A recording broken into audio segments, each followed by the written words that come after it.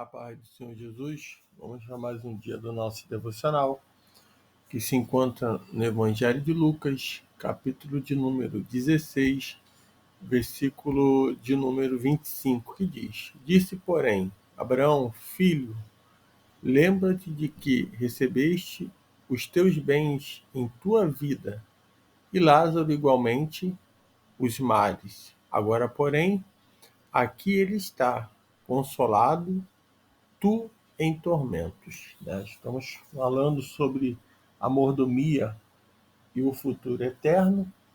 Né? No episódio anterior, nós falamos sobre um bom exemplo de um homem mau. Né? Falamos sobre a parábola do servo astuto. E finalizamos o episódio anterior fazendo uma pergunta: onde você passará a eternidade? Né? É o que nós vamos estar falando agora, né, sobre essa parábola do rico e o mendigo. Né? E nós podemos ver, né, perceber que há uma preocupação em juntar tesouros nessa vida. Né? Isso nos leva a esquecer da eternidade. Muitos estão vivendo aqui, né, o presente e não estão conectados, né, com as coisas espirituais e acabam esquecendo que a eternidade, né, que tudo essa vida aqui ela é finita, porém há algo eterno, né, uma vida eterna que é nos oferecida pelo Senhor. Então, em conexão com a parábola do mordomo astuto, Jesus ele contou a parábola do rico, né, e o mendigo para ensinar sobre a vida após a morte. Então, essa é a única parábola em que o nome do personagem é citado, né? E segue a ênfase do Evangelho de Lucas, é a saber que o reino de Deus veio para aqueles que são esquecidos e desprezados pelo mundo. Então, essa é a ênfase do Evangelho de Lucas. Né? Então, o comportamento dos fariseus, ele deu ensejo para que Jesus apresentasse a parábola sobre Lázaro e o homem rico. Então, Jesus ele prega aqui a grande verdade de que omitir-se em relação à ordem, né? Com a ajuda da riqueza para fazer amigos, pode vir a causa da desgraça eterna. Então, quem faz amigos com as riquezas da injustiça, ele recebe o prêmio nos tabernáculos eternos. Né? Nós lemos isso anteriormente, Lucas 16, versículo 9. Então, quem por orgulho e egoísmo utilizar seus bens apenas para fins egoístas e interesseiros, né, é remetido ao tormento eterno. Então, essa parábola, portanto, se coaduna com com a contada em, ou melhor, contada em Lucas capítulo 12, versículo 16 ao 21. Então, vamos ver três lições nessa parábola. A primeira lição é que todos os homens morrem. Isso é um fato, né? Seja ele rico, seja ele pobre. Então, nesta vida, o homem rico veste as melhores roupas, né, e vive de forma luxuosa. Então, ao lado dele, vive lá um mendigo, né, coberto de feridas, de chagas, né, que anela a comer o que cai da mesa daquele rico.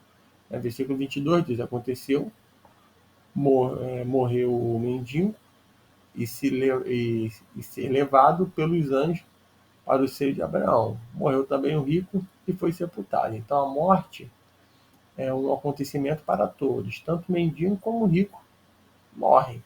Então a morte é uma consequência do pecado. E todos um dia a enfrentarão. Né? E ela está ordenada por Deus e é igual para todas as pessoas. Né? É igualada a todas as pessoas. Então, outro ponto aqui, outra lição que nós aprendemos com essa passagem é que todo ser humano continua vivendo após a sua morte física. Né? Então a Bíblia ela ensina que a morte encerra a existência, né, nesta vida, mas a pessoa continua existindo na eternidade. Né? Essa é a doutrina da imortalidade da alma. Então, no Eclesiastes capítulo 12, versículo 7 diz: E o pó volta à terra, como era. e o espírito volta a Deus que o deu. Então, voltando a Deus, o espírito de cada pessoa, ele dará o destino que a pessoa merece. Então, o espírito, mesmo se separando do corpo, ele continuará vivendo, porque ele é imortal. Então, não existe negócio de dor, estar adormecido. É imortal. Se separou do corpo, mas o espírito ele volta para Deus. Né? E outro ponto importante também é que toda pessoa só tem duas opções eternas: é o céu ou o inferno. Então a parábola nos fala de dois homens e dois estilos de vida, de duas mortes e dois destinos eternos. Então Jesus ensinou essa mesma doutrina falando de duas portas, dois caminhos, dois viajantes, dois destinos eternos. Isso lá em Mateus 7, 13 ao 14. Então, o nosso foco aqui é o lugar de tormento, o qual nós estamos falando no versículo 28. Para onde foi o rico? Esse lugar real, né, é o inferno. O nome grego do vale de Inon, né, fora de Jerusalém, onde se fazia sacrifícios humanos. Então, na época de Jesus, o local era um lixão, onde o despejo era queimado dia e noite. Então, nós vamos entender que o inferno ele é real. Né? O inferno ele não é aqui. Né? A gente vê muitas pessoas dizendo que o inferno é aqui, ele não é aqui. Né? Trata-se de um lugar que foi preparado por Deus para o diabo e seus anjos. Então, o inferno ele foi preparado por Deus para o diabo e seus anjos. Mateus 25, 41. Né? E vamos ver na Bíblia, né, que é referido como inferno algumas né, palavras como castigo eterno, fogo eterno. Tudo isso está se apontando para o inferno. Chama eterna, fornalha acesa, fogo e enxofre, né, lago de fogo, fogo que não se apaga e castigo eterno. Então o inferno também ele é chamado também de segunda morte, né, verme que nunca morre, trevas exteriores, ira vindoura, penalidade de eterna destruição, negridão das trevas, né, e condenação do inferno. Então são os nomes dados realmente ao inferno. Então, na parábola ensinada por Jesus, né, algumas lições importantes sobre o inferno. Primeiro, o inferno é um lugar de tormento consciente. Né? A pessoa estará viva e consciente, experimentando o sofrimento.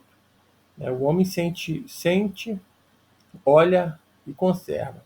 Portanto, não há nada parecido com o que alguns né, insinuam sobre o sono da alma, ou seja, um estado de dormência, né, ou insciência, enfim, não existe nada disso.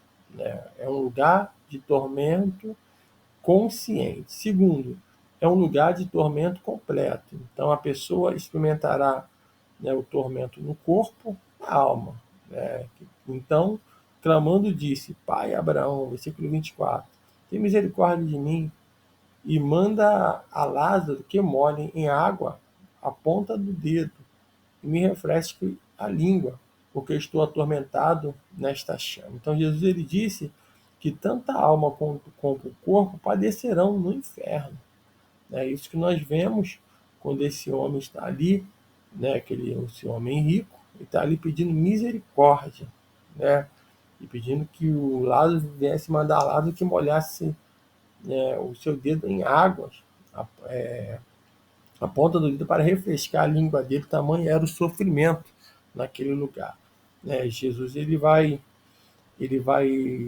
deixar isso bem claro realmente sobre o inferno. Então Jesus ele disse que tanto a alma quanto o corpo perecerão no inferno. O outro ponto é que o inferno é um lugar de tormento definitivo.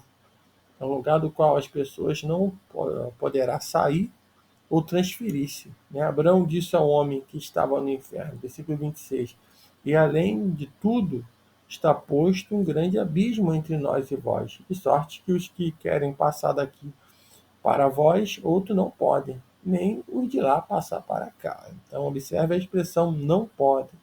Então, não adianta como criado pelos homens, né? A gente fala de rezar, né? De pagar a penitência, por não há possibilidade de mudança de pena eterna, né? A pena já foi decretada, né? Se morreu sem Cristo, já está decretado. Então, após a morte ali, não tem como nem uma pessoa, nem alguém ir lá e nem a pessoa voltar. Outro ponto em relação ao inferno, que é um lugar de tormento incomunicável. Então, o homem pede a Abraão que mande Lázaro avisar seus parentes para não irem também àquele lugar. Mas Abraão lhe responde, versículo 31, se não ouvem a Moisés e aos profetas, tampouco se deixarão persuadir, ainda que ressuscite alguém dentre os mortos. Então não existe a possibilidade de comunicação com os mortos, né? Então nós iremos aos que já morreram, mas eles não poderão vir a nós, né? A doutrina da reencarnação e da comunicação com os mortos é equivocada. Trata-se de uma prática condenada por Deus em virtude da sua impossibilidade. Não se achará entre ti quem faça passar pelo fogo o seu filho ou a sua filha, nem adivinhador, nem prognosticador, nem agoureiro, nem feiticeiro, nem encantador, nem necromante, né, nem mágico, nem quem consulte os mortos, pois todos aqueles que faz tal coisa é abominação ao Senhor. E por esta abominação o Senhor teu Deus os lança diante de ti. Perfeito será para com o Senhor teu Deus, porque estas nações que hás de possuir ouve os prognosticadores e os adivinhadores.